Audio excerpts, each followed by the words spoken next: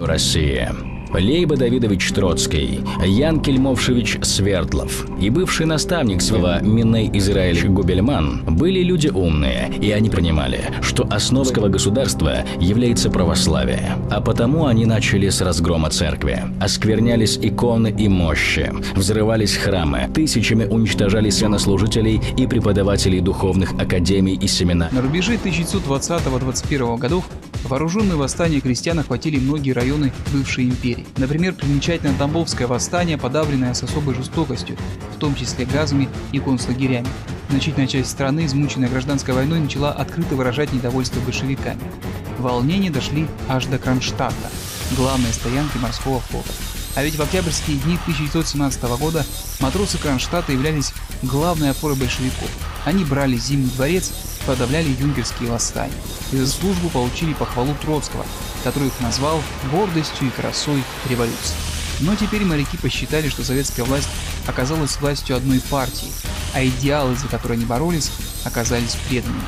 28 февраля 1921 года команды линкоров Петропавловск и Севастополь приняли резолюцию с призывом поднять третью революцию, которая выгнала бы узурпаторов и покончила бы с режимом комиссаров. Резолюция не содержала призыва к свержению правительства, а была направлена против всевластия партии. Моряки требовали провести перевыборы Советов. Был избран революционный комитет, а 1 марта 1921 года состоялся общегородской митинг под лозунгом «Власть Советам, а не партии». Вот воззвание Кронштадта. Коммунистическая партия, правящая страной, оторвалась от масс и оказалась не в силах вывести страну из состояния общей разрухи. С теми волнениями, которые в последнее время происходили в Петрограде и Москве, и которые достаточно ярко указали на то, что партия потеряла доверие рабочих масс, она не считалась. Так началось знаменитое Кронштадтское восстание. Восстание 27 тысяч матросов и солдат. Большевики приняли экстренные жестокие меры для ликвидации нового выступления. Делегация кронштадтцев, прибывшая в Петроград для разъяснения требований, была арестована. Кронштадтское движение объявлялось мятежом, организованным французской разведкой, а их резолюция – черносотенна эсеров. Петроград объявили на осадном положении. Кронштадтцам был направлен ультиматум, и тут же к его стенам вышли армейские подразделения. Матросы добивались открытых переговоров, однако позиция большевиков с самого начала была однозначной. Никаких церемоний, мятежники должны быть наказаны. Штурм крепости был назначен на 8 марта. Но надежда на быстрый разгром восстания не оправдалась. Понеся большие потери, карательные войска отступили. Одна из причин неудачи крылась в настроении красноармейцев. Мало кто из них горел желанием стрелять по братушкам морякам. В ночь на 16 марта после интенсивного артобстрела начался новый штурм крепости. По тонкому льду залива к ней двинулась 45-тысячная армия под командованием Тухачевского. 17 марта передовые отряды ворвались внутрь. Линкоры Петропавловск и Севастополь были сданы без боя. 2500 мятежников захвачены в плен, свыше 2000 ранено, убиты с 1000. Наступающие потеряли 527 человек убитыми и около 3000 ранеными. Когда стало ясно, что дальнейшее сопротивление бесполезно, по предложению штаба обороны мятежники решили уйти из Кронштадта в Финляндию. Перейти границу успели около 8000 человек, в том числе генерал Козловский, формальный глава мятежа. В Советском Союзе еще долго будут писать о белых генералах и иностранных агентах, которые стояли за этим неожиданным выступлением. На самом деле, все пристрастные допросы моряков ничего из этого так и не выявили.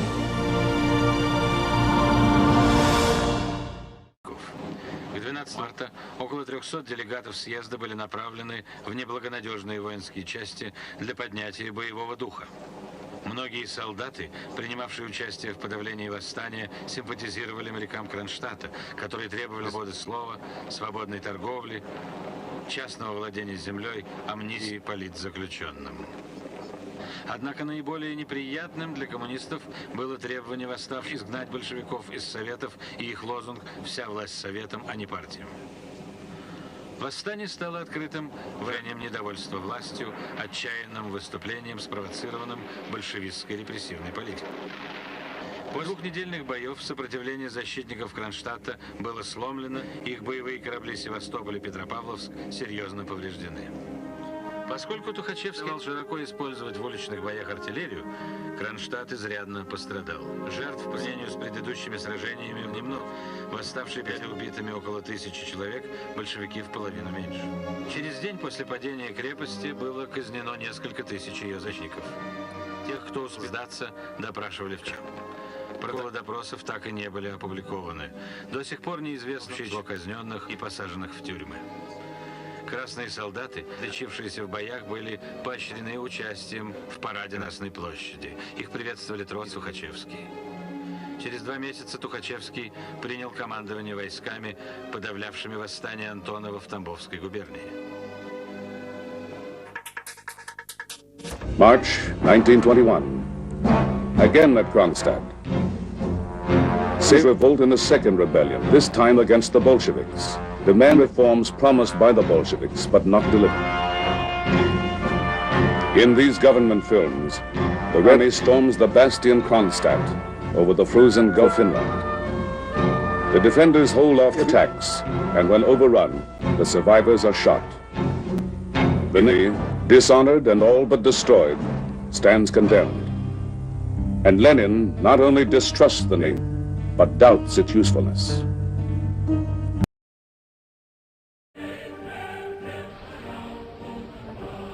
What was the Kronstadt garrison in 1921? After the revolution, all naval bases in Finland were lost. The Baltic fleet was concentrated in Kronstadt. They gathered together more than 200 military ships.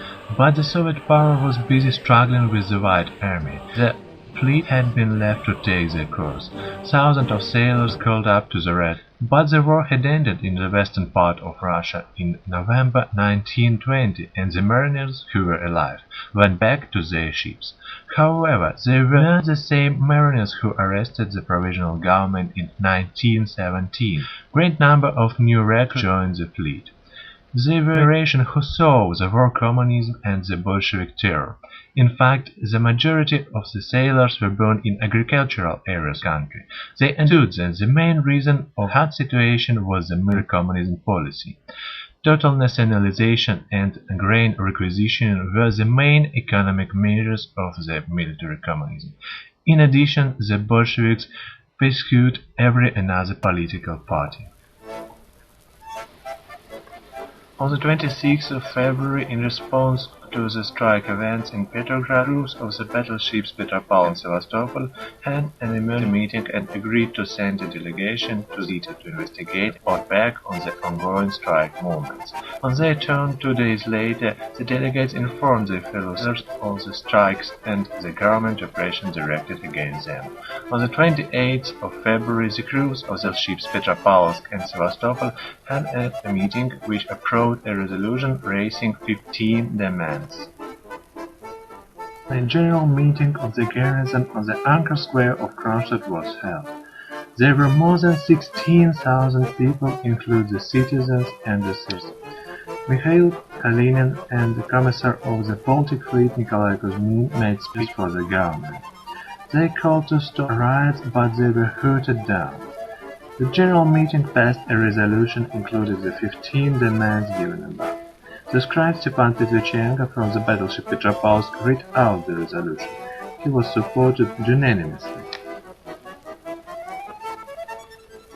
On the 2nd of March, during the conference of sailors, soldiers and workers, the Provisional Revolutionary Committee was organized.